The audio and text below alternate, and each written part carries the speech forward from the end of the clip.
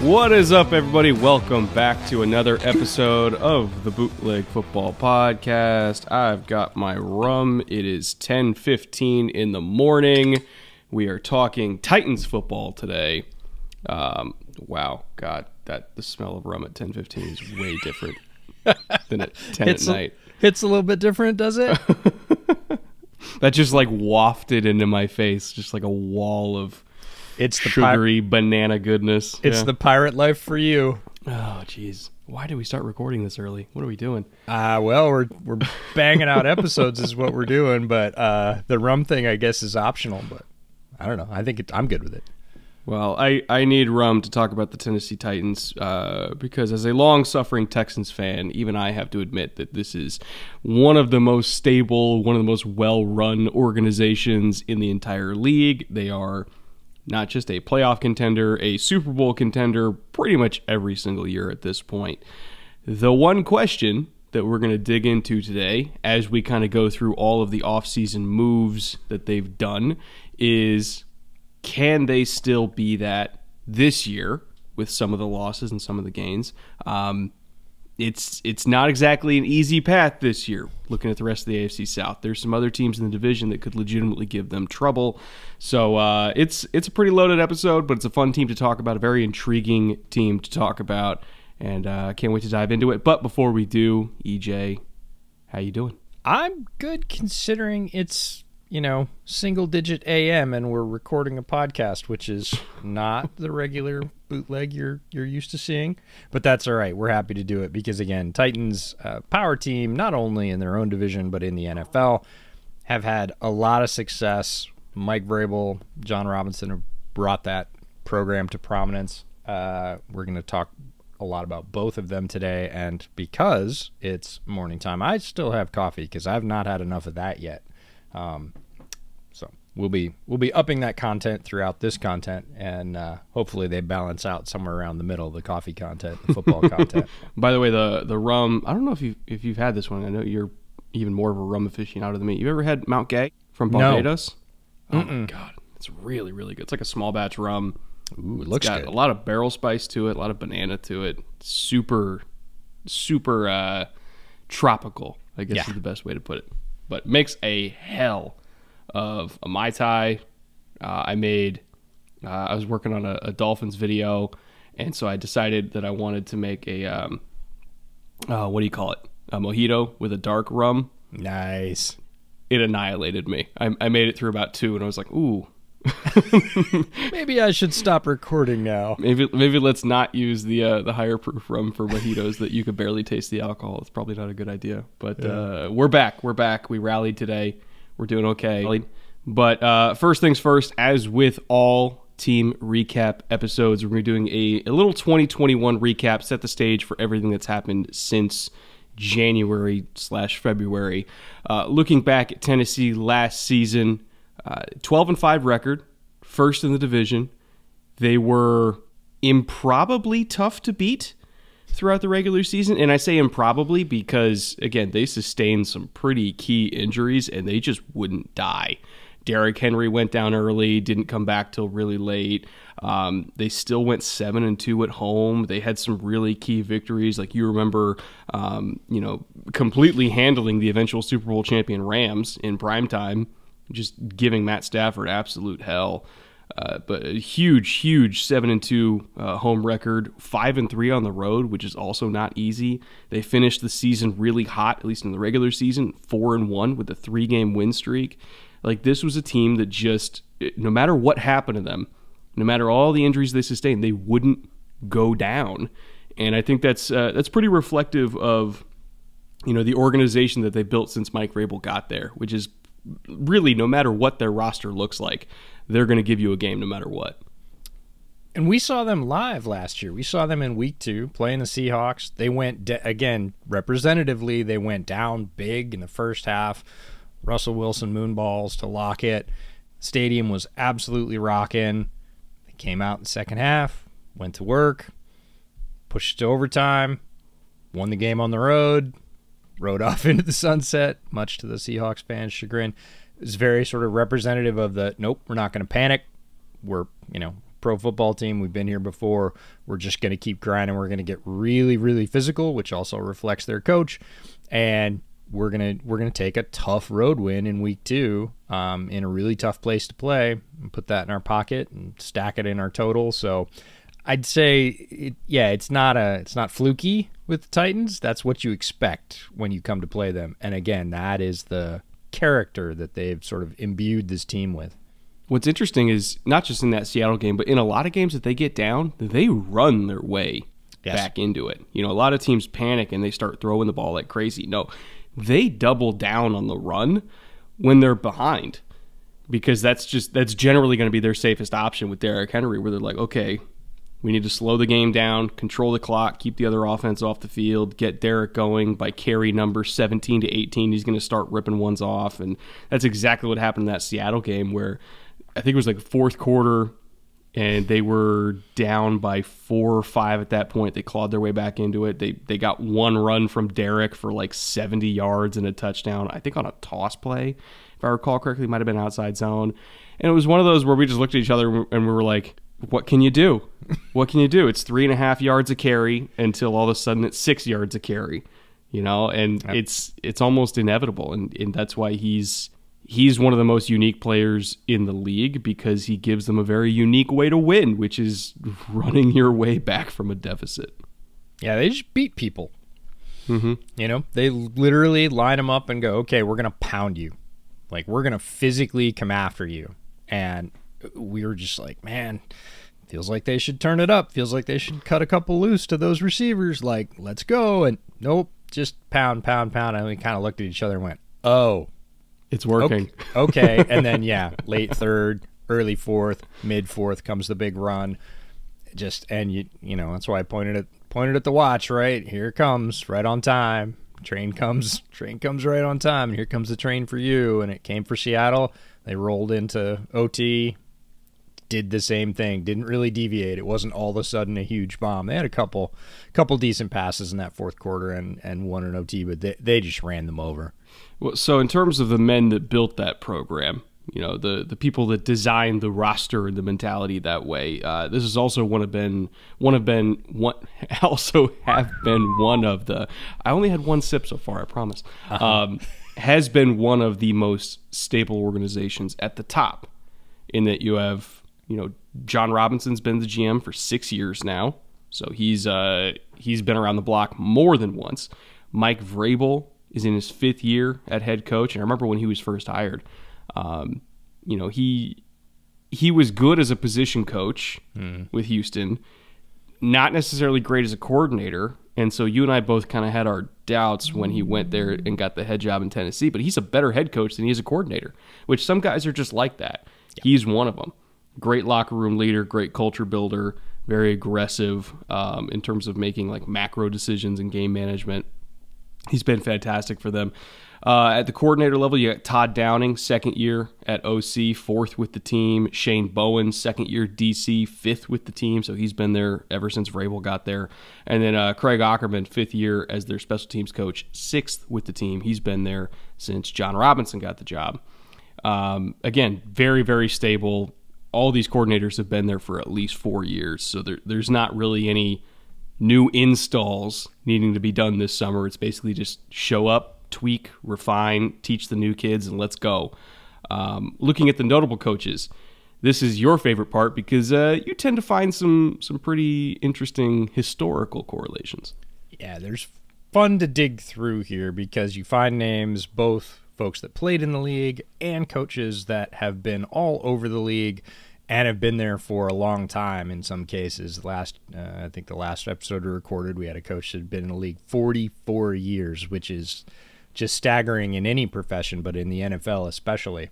So on the offensive side, we got Rob Moore. And if that name sounds familiar, yes, he coaches wide receivers for the Titans, and he's a former Jets wide receiver. Many Jets fans will remember Rod Moore. And Tennessee, interestingly, we talked about that mentality, that rushing attack, and they have 3 coaches on the roster that work with the offensive line, and they don't have any other title. It is offensive line, which is the head offensive line coach, assistant and like senior assistant, and none of them are assistant head coaches or run game coordinators or anything else. It's 3 guys that work with the offensive line. And I can't think of another team in the National Football League that has 3 dedicated OL coaches, but you can tell based on that structure where they put their resources, who they want to be, what they want to do, what they want to be good at. And that's the Titans. On defense, some familiar names. Jim Schwartz is their senior defensive assistant, but he's also the former head coach of the Lions, former defensive coordinator for the Titans, the Bills, and the Eagles. Most folks will know him from his Eagles tenure, and then moving on to the Lions head coaching position, defensive mastermind of a lot of those Eagles teams and a lot of the pressure. And Vrabel, has given him the title of senior defensive assistant, definitely trusts his eye in that area. Vrabel himself, being a defender, says, yep, Schwartz runs it the way I want it to. Interestingly, he has the history from way back. Started out with the Titans, and that was his first coordinator role in the NFL as a defensive coordinator. So, tons of experience to have a former head coach and 3-time DC being your assistant. He's not even your defensive coordinator. That's a lot to lean on for Vrabel. So interesting names, just like every coaching roster throughout the NFL. You go digging and you find family connections, you find position connections, historical connections, and then just loads of experience tucked in. And Jim Schwartz, he's seems like just yesterday he was getting in fights with Jim Harbaugh on the field. I don't know if you remember that when he was in Detroit and Harbaugh was in San Francisco. I do. The back pat of doom. Yes. That's nice, God, kid. And now he's like one of the elder statesmen, defensive coaches in the league, because he's been around for God knows how many years. And, back then he was one of the next hot young head coach, and now he's like Wade Phillips. He's like just the traveling guru that goes from team to team and kind of imparts knowledge. Nice to see that transition work out for him. Free agency losses. Now these can be unrestricted free agents. These can be RFAs. This can be any combination of just assets that they lost for a variety of methods. Notable names, because it is a very large chart of losses here. This is one of the teams that tends to churn, I guess is the proper terminology for it. I mean, they churn bodies like almost nobody else in the league. The most notable names on this list: Julio Jones, Janoris Jenkins, no longer there. Michael Pruitt, the tight end, no longer there. Roger Saffold, longtime guard for them, he's now in Buffalo. David Quessenberry, also now in Buffalo, the other right guard. A.J. Brown in a big trade to the Eagles. He's now one of the highest paid receivers in the league, and was getting into it a little bit with Titans fans on Twitter this past week, saying he was the best receiver in franchise history. I think there's a fellow named Derek Mason that might have a little bit of a problem with that statement, but hey, that's neither here nor there. Anthony Ferkser, Mr. Third Down, is now in Atlanta, so a lot of big name losses there, and that's before we even get to like Rashaan Evans, former first round pick for them, ended up not really working out like we hoped for. He's also now in Atlanta. Deontay Foreman is in Carolina. There's a lot of names that one way or another were contributors for this team that are not there anymore. Which ones to you stick out the most? The big names at the top, Julio and Janoris, in terms of their contribution. Julio's contribution not as great as a lot of Titans fans would have hoped or expected when he got there to be really the complementary piece to A.J. Brown. Losing both of them is the notable piece. It's the same thing with the tight ends. People might look and say, well, Michael Pruitt, he only played 40% of the snaps and wasn't super productive. He was productive. Ferkser, same thing. He played 33% of the snaps. But when you sort of fuse those two tight ends together and say, okay, that's, 70+% of your tight end snaps, and they both had a role and they're both gone, now you have a hole, right? Can you fill it with one player? Maybe, maybe not, but the Titans love their dual and even triple tight end setups. So each loss sort of adds up, and that's a notable subtraction from that room. Same thing with interior offensive line. Saffold, 72% of the snaps. Kessenberry, on the other hand, basically an Iron Man, 99.9% of the snaps, which probably means he came out for smelling salts once. But again, you add those two guys up in a culture that really prides itself on offensive line play, and those are significant changes. I'm not going to say losses because we'll see what they did to offset that. But overall, a lot of movement, and this is not uncommon in the modern NFL. You have to pick the players you're going to pay a ton of money to. Typically, that's going to be your quarterback, your edge rushers, maybe your cornerbacks, and then, pick another couple positions, Derrick Henry, notably on this team, that you're going to throw the bag at, and everybody else is expendable or movable. And, even if they, like Kessenberry, played a ton of downs for you, you're going to find a way to replace them at a lower cost because that's how teams manage the modern salary cap. That's just the way it goes. Yeah, because Quessenberry had over 1,000 snaps last year, played a lot of tackle for them. Saffold, 900 snaps, played a lot of guard. So you're talking about replacing two starters on the offensive line. And, Taylor Lewan, has had some durability issues. Theoretically, if he stays healthy, he's locking down left tackle. But the rest of the line, the only one that I have a whole lot of confidence with, like right now, today, is Ben Jones at center. We hope that Dylan Radins can be, what we thought he was going to be a couple of years ago as a second-round pick. Again, highly athletic kid. Needed some time to kind of fill out and get stronger, but we hope that he can, work out at right tackle for them.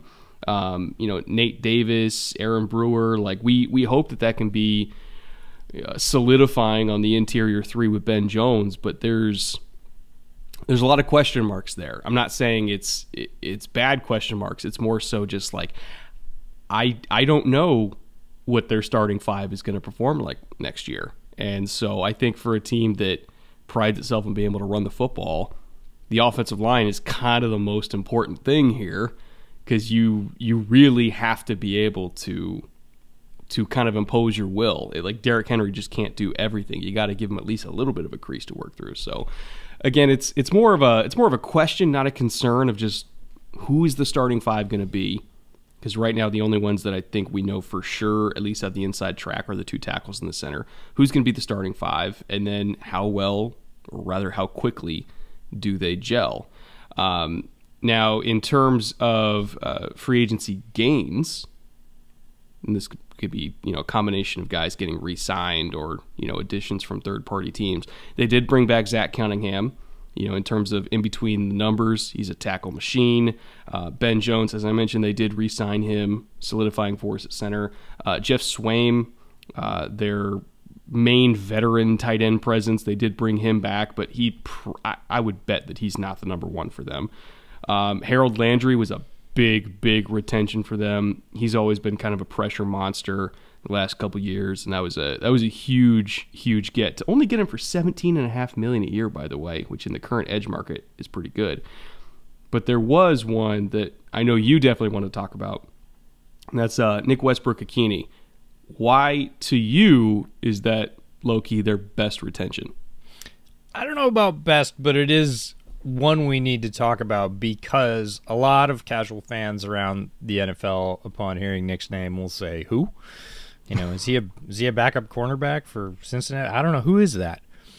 If you're a Tennessee fan, you definitely know who he is, because he was your number 2 wide receiver last year. Now, that wasn't necessarily the plan, but he stepped up. Now he more has wide receiver 3 numbers, but he was second in catches, second in yards per catch, and second in touchdowns. He was solidly wide receiver 2 in Tennessee. And you can argue about whether that's a good thing or a bad thing, because his production wasn't incredible. But the bottom line is this guy stepped up in a spot where the other receiver wasn't playing great and gave them that role. So it's a key retention for them. Hopefully he's wide receiver 3 for them. That would be ideal in terms of his skill set. But he was a contributor. He's a guy that knows the culture. He's a guy that most sort of casual NFL fans don't know the name of. I feel like we have to say his name. Absolutely. He earned it and, played very well in spots where he was given the opportunity. So wanted to highlight him. It's interesting in terms of the re-signed. You can see what the Titans did. Titans said, yep, we prioritize O-line. Which one? And it was Ben Jones. He played 97.9% of their snaps. So they had a lot of stability in those sort of interior, at least 2 spots, if not 3. And they said, which one do we want to keep? And they said, we want to keep our center. We're going to let the guard that played just as many snaps go. We're not letting Ben Jones out of the building. He runs the offensive line. He calls the signals. We're very comfortable, obviously, with his level of play. We're going to pay him pretty decent money to stay here and run that line in front of Derrick Henry. Organizationally, we think that's important, and that's where our priority goes. Yeah, and I think, Ben Jones, again, former Texan, so I've watched him since he entered the league. He is kind of like a perfect system fit for what they want to do, which is build a run game that emphasizes Derrick Henry's skill set. So it's a lot of wide zone. He's gotten better at inside zone over the years in terms of kind of being able to not lose a lot of steam when he makes that kind of early cut. They'll do a lot of crack toss. And Ben Jones, being not the biggest center in the world, but is a little bit on the quicker side, really good at those reach blocks, really good at kind of locating and locking onto linebackers in space. He's kind of the straw that stirs the drink for Derrick Henry. Henry's the straw that stirs the drink for the offense as a whole, but in this style of run game, you need a center that can execute, a scoop block really, really well, which is like the double team that works up to the mic, or somebody who can reach, a nose tackle solo. Like that's what Ben Jones can do. So I think, looking at the prioritization between, say, Saffold at guard or Ben Jones is the more important player. Also, he has a lot of experience, working with Nate Davis, who was a starting guard for them last year too. So kind of maintaining that center guard relationship, especially when they love to run to that side with Henry more, is probably one of the most important things you can do for your most important player, which is Derrick Henry. Now, in terms of free agency additions from other teams, Austin Hooper, we mentioned the tight ends they lost. Austin Hooper, they're bringing in to presumably just kind of be both of those guys in one as your TE1. And then Robert Woods, who's unfortunately coming off injury, you're bringing him in to hopefully by platoon replace what you lost in A.J. Brown. Robert Woods at this point in his career is not A.J. Brown, but I think a healthy Robert Woods is still a very, very, very, very good football player. And so if you can kind of like combine Robert Woods with a couple of the rookies they picked up to replace that production and then some, I think that's still a pretty smart signing, especially since, considering the current wide receiver market, he's quote-unquote only making $16.2 million. Presuming he's healthy, that is a fantastic value for them. It figures into the equation for sure in terms of, again, organizational priority, offensive philosophy, and we love Robert Woods, and he is a tremendous culture fit for Vrabel and what he wants to do. He is a team guy. He will do whatever. He's the farthest thing from a prima donna as wide receivers go. He will block. He will play in the slot. He will play outside. He will do whatever. He's already running and cutting, which to me is staggering. Like, I wish my body healed like that anymore. So I think the arrow's that pointing deer up. antler spray, right? Yeah, I guess, right? The clean, the clear, I'm not sure which, but he's back on the field. He's cutting in camp, catching balls, going through football drills with a helmet on at this point. That seems ahead of schedule to me. Tremendous football player when healthy. We have sung his praises for the last couple of years on Bootleg as a Ram. I think underrated in terms of his impact. Again, the Rams did the exact same thing and said, who are we going to prioritize? Let Robert Woods go, combination of probably age and injury. In fact, they were going to use that money and pay somebody else because of the wide receiver market you mentioned. But Woods, I think, has a chance to be a leader there. Is he going to be A.J. Brown on the field? No, I don't think anyone expects that. Can he be very productive as a part of a combination they're trying to put together as a receiving core? Yes, he can. And Hooper's really interesting too, and a value, right? You look at what his old teammate just got paid, David Njoku, and then Hooper's making $6 million. And Hooper has the capacity to be pretty good two-way tight end and take up, again, some of both of those roles that they lost, maybe in one player, And for only $6 million, that's a value. So Titans kind of went to the, I don't want to say bargain bin, but the second tier shelf, not the top shelf, got very good players that they think will fit in their system and can replace some of the losses. Yeah, and Hooper, he does everything Firkser does, but he also does everything Michael Pruitt does.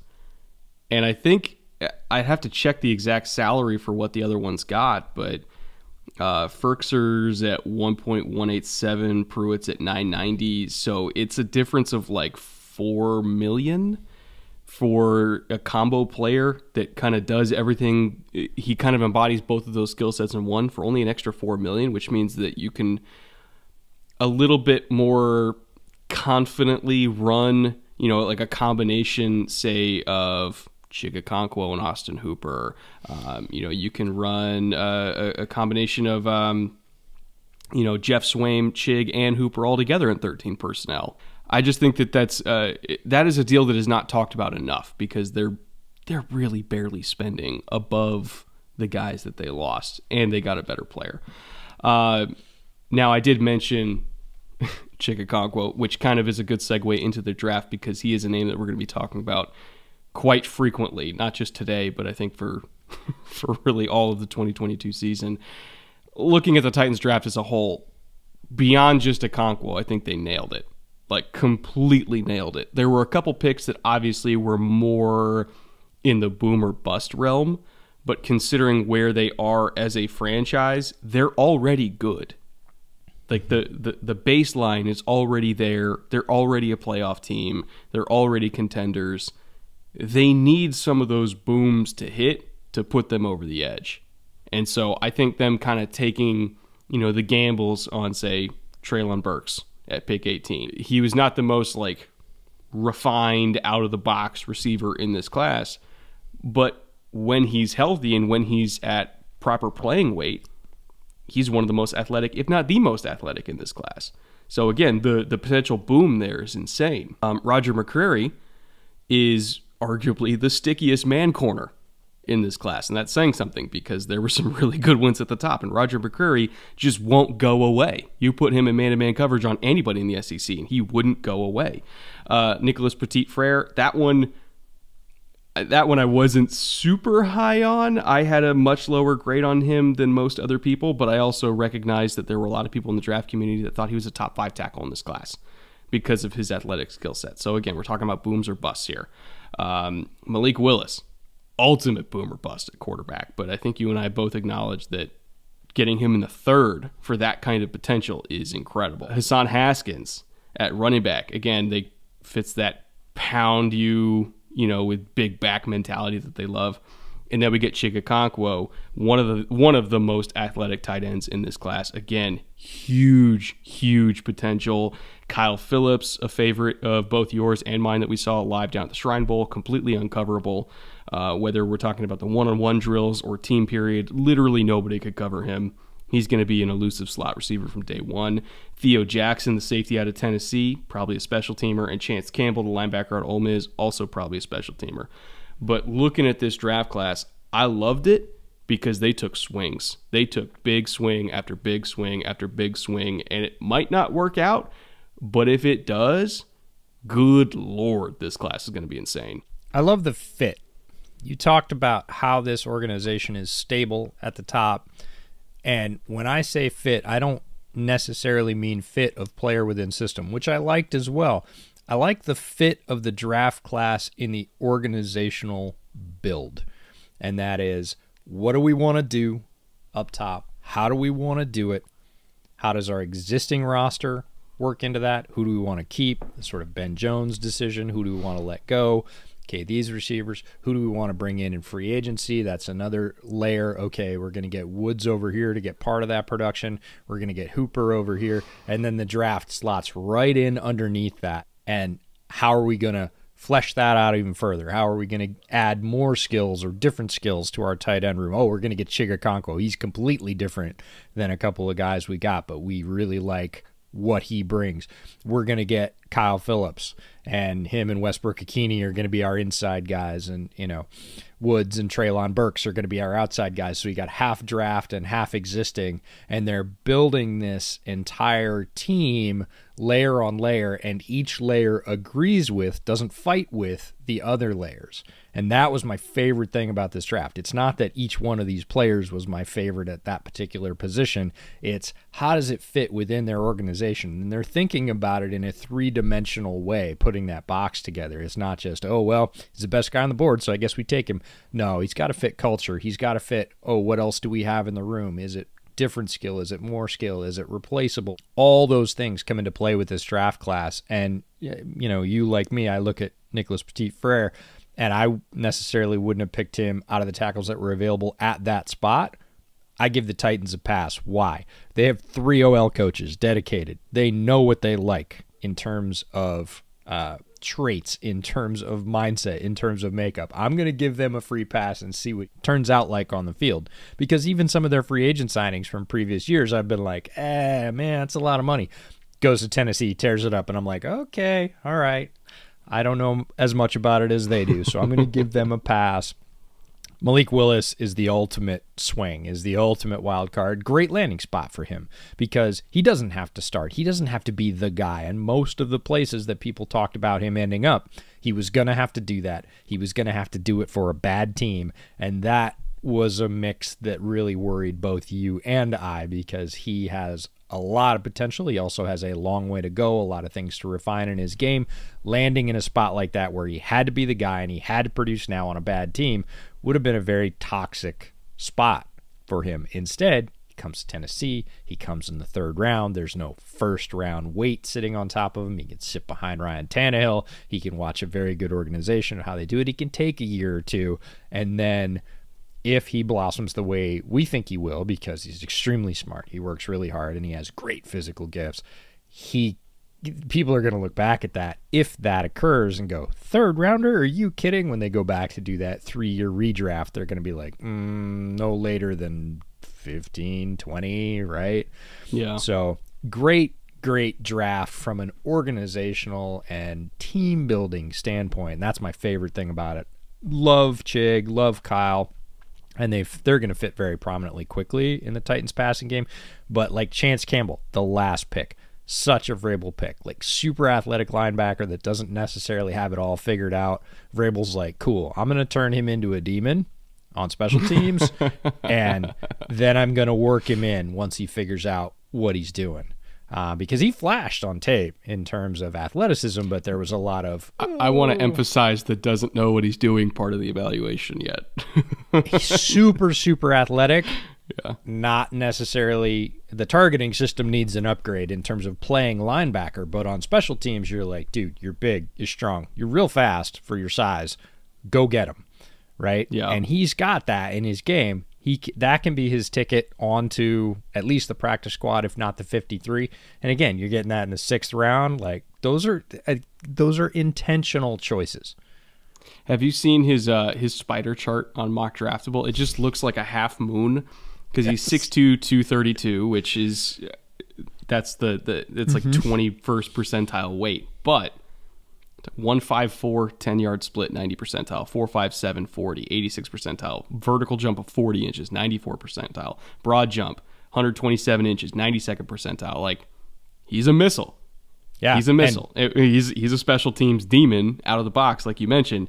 But as a linebacker, you never know exactly what direction that speed is going to go. Yeah, it's the big IF. If he hits his target, look out. It's a highlight.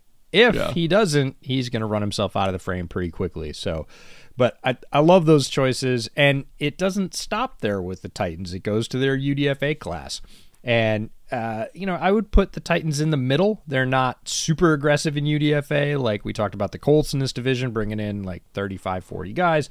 They're more targeted than that, but they're also not one of those teams that only brings in 4 or 5 guys. So lots of UDFAs to talk about, also camp invites. We're not going to differentiate between the two, but the ones of note, Reggie Robertson Jr. at SMU, the wide receiver. A lot of people were talking about him being draftable, having a low grade, draftable grade. Didn't get drafted, ends up again sort of Come see if you can add anything to our wide receiver room where we had some losses. Can you bring anything? Hayden Howard. Want to talk about Hayden Howard a lot. He was at the Shrine Bowl. We got to see him. We got to talk to the folks that were coaching him on that team. We were like, what's the deal with Hayden Howard? And it feels to me like one of those guys that nobody knows the name of. He plugs in, might go to a place like Green Bay, and 6 or 8 years from now when they're re-signing him, everybody's going to say, where did he come from? SMU. Not the most physically gifted interior offensive lineman, but feels very much like a guy that is smart, tough, and knows what it takes to get the job done, whether or not it's just with physical gifts. Probably not going to be with him, but still effective. When I went back later in the draft process and we're watching other people against SMU, definitely turned an extra eye towards Hayden Howard and went, yeah, you put him with a good offensive line coach. He's going to be one of those guys, probably as a backup, but that can get it done. Again, you're getting that for free. Haskell Garrett, the interior defensive lineman from Ohio State, had a draftable grade, especially early in the process, sort of, I would say, a higher draftable grade, sort of slid down throughout the process. Not sure why that was. Titans come in, scoop them up, say, yep, we've got a pretty good interior defensive line here. You can probably learn from guys like Jeffrey Simmons. Yeah, we're good with that. Yeah, Jaden Peavy, same thing. We talked about Peavy as one of those many Texas A&M defenders for the Aggies that sort of caught your eye and had specific things that he was really good at. Titans liked some of those specific things, brought him in. And then one of your favorites that I'm going to let you talk about on special teams. Yeah, so Ryan Stonehouse is the true punt god in this class. I know people look at, the Matarizza highlights and they're 80-yard punt. Yeah, Ryan Stonehouse did the same thing. He had there was a highlight that he had. I think it was like a 83 or 85 yarder, and it wasn't just like it took a crazy bounce and kept going. Like, the actual distance to first bounce was just as insane as any Matarizza punt. Like, it was a legitimate 80-plus yarder. But he also has location that Matarizza does not have in his toolbox yet. Ariza's got a leg, but Ryan Stonehouse has a leg and location. And there was a punt that I posted on Twitter. I'm talking, it was from his own 23, if I recall correctly, and this sucker bounced at the 1-yard line and took a backspin and settled inside the 5. And I'm like, are you kidding me? Like, this dude's in college with that kind of leg and location where you can get like a net of, what is it, like a net of 60 or whatever the yardage was, and you're backing, like, you are well within your own territory and you're backing the other team up to their own 5-yard line. And he's capable of doing that. And he was all conference punter 3 straight years until Matarizza got a whole bunch of publicity, deservedly so, in his last year and took it from him in his last year. But he was the guy, not just in that conference, but in college football for years leading up to 2021. And so he is the true punt god, not just in the Mountain West, but in the entire, NCAA. He is the true punt god. And for him to go UDFA for the Titans, like, that is a massive get for them. He is a weapon. He's got power. He's got location. He's got consistency. We're talking about breaking the record in college for average net. Mm-hmm. He's incredible. He's an amazing punter, and he should have been drafted. No doubt in my mind. I agree. Absolutely worth the draft pick. Great punter. You're talking to a Jordan Stout guy, though, so I don't know about best punter in the draft. But there's a lot of Jordan Stout guys. I get it. We can have that argument, but the more we talk about punters, the more we're going to have to talk about punters. So that's the caution. People are going to think we're a special teams podcast all of a sudden, and we're not. But we love Ryan Stonehouse. We got to see him up close and personal at the Shrine Bowl. Definitely should have been drafted. And again, if you're going to replace a punter, if you need to replace a punter, UDFA is the way to do it. If you can, again, if he's not drafted, take advantage of the system, game theory, get yourself an asset that you don't have to quote-unquote pay for in draft capital. Titans do it here with Ryan Stonehouse. Team floor, team ceiling. We wrap up every single episode with this segment. We're talking about the ceiling of wins versus the floor of wins. For me, their ceiling, I think, is exactly right back where they were last year. 12 wins. 12-5, making a serious playoff push, win the AFC South, have a legitimate shot for the first seed, which 12 to 13 wins in the AFC is generally what the first seed's going to be, because it's very hard to not lose at least 4 games in the AFC with how loaded it is. I think 12-5 will get you there in 2022. So that is their ceiling, right back where they were last year. Top team in the conference. Their floor, when you look at their schedule last year, I mean, they had some nail biters that they squeaked out. We saw one of them live against Seattle. Like, they were on the ropes, and they came back in overtime and put that thing away and kind of stole a win in Seattle. You could argue they got away with one in Buffalo. You know, literally one play goes the other way, they lose that game. They barely survived the Colts in overtime on Halloween. You know, they literally survived the Saints, you know, making a late surge in the fourth quarter, barely squeaked out a win there. You know, they only beat the 49ers by 3. They really kind of let the Steelers hang around, and you know, that was a 1-score victory. So they did have some great blowouts on their resume. They beat the shit out of Miami. They beat the shit out of the Rams. They absolutely obliterated Kansas City. But for every blowout they had ones where you're like, man, they got away with one.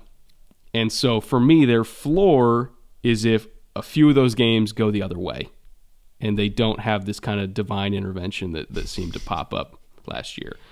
And that's 9 wins. Still a great floor. I mean, that 9 is probably the ceiling for a lot of teams in the league. But if there's kind of like a regression to the mean and they don't get, you know, Josh Allen not converting last minute, if they don't get that one run from Henry against Seattle, if they don't get that one play, I think they win 9 games and not 12. And at that point, we're talking, okay, are they a 7 seed? Are they a 6 seed? Like, that's the gap here. Are they a 7 seed or are they a 1 seed? I could see both scenarios. Yeah, you and I are in agreement when we look at this team. I'd say their ceiling is the same, 12 wins, but I'm going to add a great big giant asterisk to that and 1 dominant playoff win. I want to see them kick ass in the playoffs because they have been a great regular season team for the last couple of years.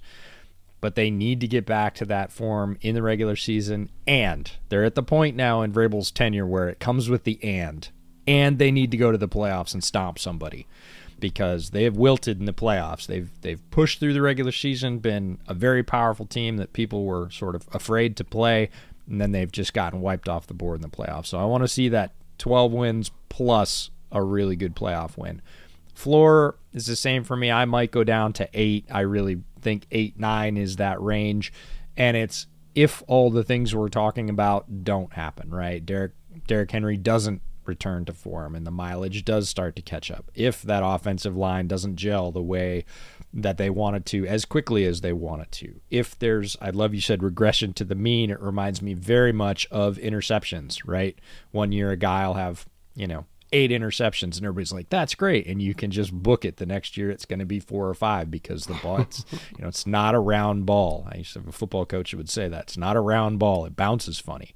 And, it could bounce funny for the Titans. They could not come away with those close games. They could have another injury to Tannehill, to, Jeffrey Simmons, to Derrick Henry. Like, there are things, but I do not believe, you cannot get me to believe that this team will win less than 8 or 9 games under Mike Vrabel. He will will it to that level. It's a very talented team, but he as a leader is going to hold this team together. And that is their absolute floor for me. If they went far below that, I would be stunned. I would be like, what happened? So same thing. I'll say 12-8 just to lower the floor a little bit, but I would be shocked by only 8 wins from this team because of the stability, because of the talent, because of the organizational building, and frankly, because of who the head coach is. You know who Mike Vrabel reminds me of now that you mention it? Mike Tomlin. Come hell or high water, they will never be bad. Never be bad. They're going to will it to a certain professional level of we will beat the people we are supposed to beat typically, and then we're going to add some wins from there. That's not the mean. We're not going to go up or down from there. That is, when we talk about floor, that is truly our floor. We will not go below that as a professional football team. And you mentioned it earlier, but neither you and I saw that coming because Vrabel was, good as a position coach, not great as a coordinator. And then we thought, oh, did he get promoted too quickly because of the resume, because of the name?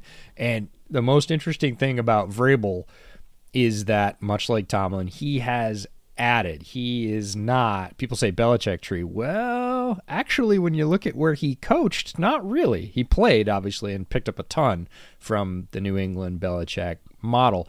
But he, as a coach, isn't that way. He is a hybrid of things. He is not afraid to take the best things from there and other things. And we've seen some rigidity from other coaches that have come out of that tree and, oh no, we're going to do everything the way Bill does. And they haven't been terribly successful. And Vrabel has, because although he came from there, he is not purely of there. He's continued to learn. He's continued to surround himself with people from other trees. And much like Tomlin, he is now sort of the omni, and that's what makes him a better head coach than a coordinator. Ironically, where he if we're going to attribute Mike Vrabel to a coaching tree, ironically, where he started out was under Urban Meyer at Ohio State. Yep. But he is the exact opposite of Urban Meyer in almost every single way. You can also learn what not to do from coaches you have. Yes.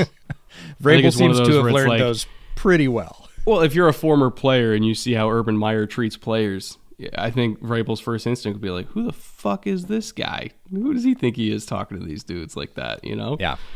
So he's a great coach. He's a great head coach, probably one of the... I would struggle to get more than 6 names deep in the league before naming Mike Vrabel as like top head coaches. And they just got to get over the hump in the playoffs. That's it. It's like the new Andy Reid. Yes. Just got to get over the hump in the playoffs because he's great. He's so great. Until we get to January. So hopefully that happens for them eventually, because Mike Vrabel's a great dude. Everybody that knows him and is around him loves him. I really want to see him have that success and kind of cement his legacy as like a top-tier NFL head coach. I also want to see that happen for Ryan Tannehill, another great dude that I think, seeing his career resurgence, I want to see him, as the clock winds down on his career, have that career highlight. I think he's definitely earned that. There's a lot of journeymen that I think, deserve to have that. Robert Woods, Austin Hooper, Zach Cunningham's a great guy, like Ben Jones.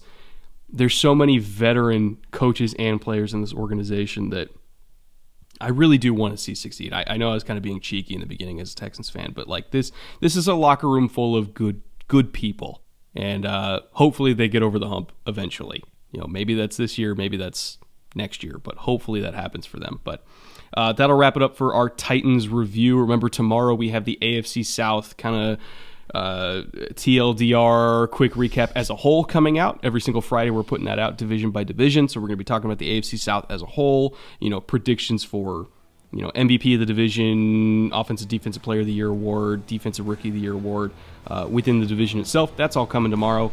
So same time, be back here. Until then, later. Take care.